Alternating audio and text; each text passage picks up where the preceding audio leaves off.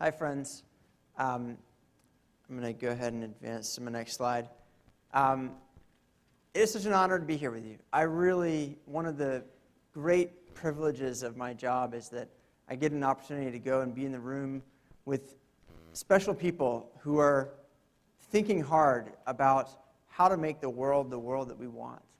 And you all qualify. I really love being around people who believe that it is within the power of the human species to choose to create a version of human civilization that is truly just and sustainable and healthy and beautiful for everyone. And so one of the things that I'm looking forward to over the next few days is getting to talk to you and hear much more about all the things that you're doing, because I know you're doing inspiring work. One of the things that, before I launch into what I want to talk to you about tonight, I just want to give you a quick, if I can get the slides to advance here, quick, just for those of you who don't know who SPLC is. Who does know who SPLC is? Great, that's good. So we are a nonprofit 501c3 that is a membership organization. Our members are Fortune 500 companies, federal agencies, states, local governments, higher education institutions that are all working together to simplify and standardize the way that they go about trying to address social and environmental issues within their supply chains and make it a lot easier for everybody to hopefully move in that direction. And we have grown very quickly since 2013. We now have over 190 member organizations with well over $300 billion in purchasing power among the purchaser members. But we also have public interest advocate members and others, so we would love to have folks like you involved, and actually many of you are probably at universities that are members of the council. And as Megan said, I just want to clarify that for us, sustainability is not just about the environment. And when we're talking about sustainable purchasing, we're talking about whether or not our purchasing decisions are adding up to creating a healthy community, healthy environment, healthy economy for everyone, and not just for today, but for a long time. So what I wanted to talk to you about was three things: an opportunity that you have and that I hope you'll engage, a problem that I have that I really hope to get your help with, and an ask for you. So how many of you are familiar with, this is a picture of US GDP by end-use consumption. And so about $5.2 trillion gets spent every year in our economy by end-use consumers, so the people buying a finished good or service. There's a lot more spending that happens before that, but think about it. It's really the end-use consumer that determines what gets made and disposed of in our society. If nobody's buying it, it doesn't get made for long, and unfortunately, things keep getting made because people keep buying them. Maybe we shouldn't keep making. So end-use consumption is worth looking into and seeing who is really driving what's happening. And if you look inside, if I can get the slide to advance here, not twice, but once, you see that about 70% of end-use consumption is controlled by households. And that's a real challenge for those of you who have been in this field for a long time. I know you know how hard it is to motivate and change consumer purchasing behavior. And so that's why a lot of smart folks, including many folks in this room who've been working on fair trade for a long time, keeps on advancing 2 slides at a time. All right. The government spending is a special category of spending within there that's highly influenceable because it uses a professionally managed process to do their purchasing that's open to rational and new information. It's a rational process. And so it's also at scale. And so many of you as fair trade advocates have worked on higher education campuses and with towns and others to institute fair trade purchasing policies, and that's been highly effective. One of the things that's been really exciting and motivating and the opportunity that's I have a clicker in my bag I'll lend to you after this. So I'm just going to say next, and can you do that? Fantastic. All right, so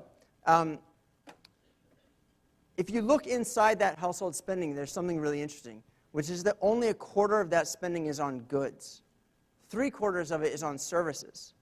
And what that means is that while households are the end-use consumers in terms of spending, they are not the ones who are buying the majority of the stuff. If you think about most of those services, whether it's education or hospitality or anything else, you walk in, you walk out with a diploma, and a lot of things got purchased on your behalf in between, right? And that purchasing is being done by professionals through rational, disciplined processes that are open to new information. And so what next? So what the Purchasing Council members did was they said, you know, actually, a lot of that purchasing is the same. We're buying a lot of the same stuff: construction, fleet vehicles, IT, you know, workwear, all kinds of things. And it really would make a lot of sense if we started talking to each other across sectors and regions and started working next so that we were sending a coordinated signal with that $10 trillion. And boy, if we did that with 2/3 of the economy and we really started doing that intentionally, we might just be able to move the needle a lot faster. And what's really cool, if you go to the next slide, is that it turns out that there's a relatively small number of individuals that manage and facilitate that $10 trillion in purchasing. They're procurement professionals and supply chain professionals and acquisition professionals. And so what we've been trying to do in SPLC is do what you do in fair trade organizing, which is organize a community of people to seize their opportunity to make the world a better place. So if you go to the next slide, I'm going to give you a little clue about how we do that, and you might find this useful, particularly those of you who are at university campuses and you want to go talk to your procurement folks. We sit down with procurement and supply chain folks and we say, well, you probably think that your job is just to buy the stuff your organization needs at the lowest possible cost, right? And they're like, yep. And I say, well, actually, did you know that you're a super consumer ninja? You know, you have unbelievable power. You happen to be located at the point in our global economy where the value, the price that we value goods and places and people is set. You not only are at that exact place in our economy, you are uniquely positioned with contractual power to demand transparency into global supply chains that consumers could only dream of. Not only that, you are capable of incorporating that information into purchasing decisions at a scale that can shift markets. And they go, I didn't know that.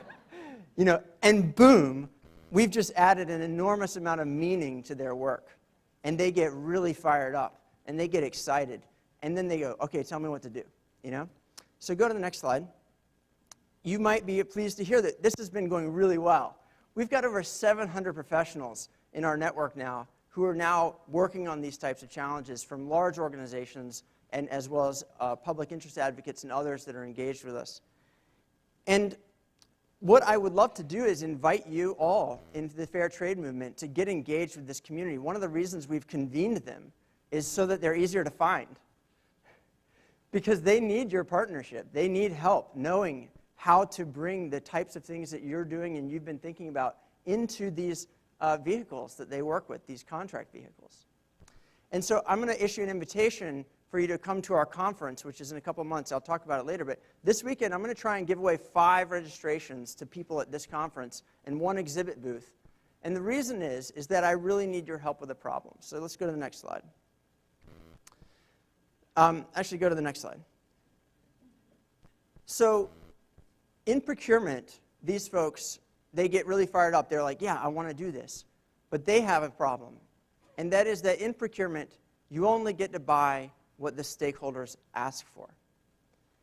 And that's actually a really good thing, because that's where our power and influence comes from.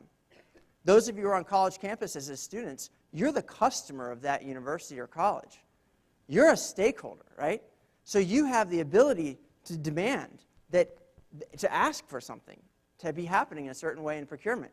As taxpayers, as employees, as investors, there are so many stakeholders who have an opportunity to weigh in on what should be asked for. And what's really cool is that it works. I've got members calling me up all the time saying, okay, I need help now with climate. I need help with zero waste. I need help with water. I need help with human trafficking. I need help with conflict minerals. All of these things that their stakeholders are pushing them to do. And you know what? At first, they're like, oh, my God, it's something else. And then they're like, this is awesome. I get to try and make the world better. This is great. You know, tell me how I do it. So go to the next slide. Thank you. Here's the problem, is that right now, I realized when Billy invited me to come speak at this conference, I realized something. I said, my God, you know, in 5 years, I have literally never had a member call me up and say, hey, Sam, I've got a stakeholder who wants me to figure out how much of my $10 billion in annual spend with all my suppliers is fair trade. That it lives up to the fair trade principles. Go to the next slide. We can fix that. We can fix that. How many people want to fix that? Yeah? I mean, we've got all of these folks doing incredible work on water and climate and all of these things because they've got stakeholders intentionally leaning on them and saying, this is what we want, we're asking for this. But there's nobody, as far as I can tell, at least not that's reaching me, asking them to prove that all of the trade that they are doing is fair. And I don't think it would be that hard, actually. You know, your fair trade principles, the work that you all have done to define what fair trade is incredible work. You've really, done a lot of work to figure it out. Let's put it to use. I mean, I could imagine right now just, let's take some contracts. Let's hold up a contract. Let's hold up fair trade principles. Does it do that one? No, that one, 2. Okay, 5 out of 10. Got some work to do, There's got to be a way that we can send a signal, that we can enable, that we can give space for the folks who are in my community to work on the things that you're working on. I need your help to make it happen. So let's go to the next slide. So that is my ask, actually. Go to the next slide. My ask is, can you solve my members' problem? Because I know that my folks, they would love to work on this problem. But they need to be asked. They need to be pushed. They need their organizations to be pushed to work on it. And I really believe that you all, and this weekend, could be really cool if we figured it out. This weekend, why not? Why wait, right? And so what I would love to do, I'm going to be here for the next couple of days, and I know you all are already working on many of these things, but what I want to talk to you about is how I can make sure that what you're doing is something that I can feel on the other side, right? And so I'm really interested in having conversations with you over the next couple of days, and really interested in figuring out how I can get some of you to our conference in May. So go to the next slide. And connecting with our members, we have buyer-supplier matchmaking events, we have exhibiting, we have over 400 professionals will be there. But I really want to try and figure out over the next couple of days with you how we can not just have you there, but have you there in a way that really is game-changing. So that's the invitation, and I really appreciate your time. Thank you.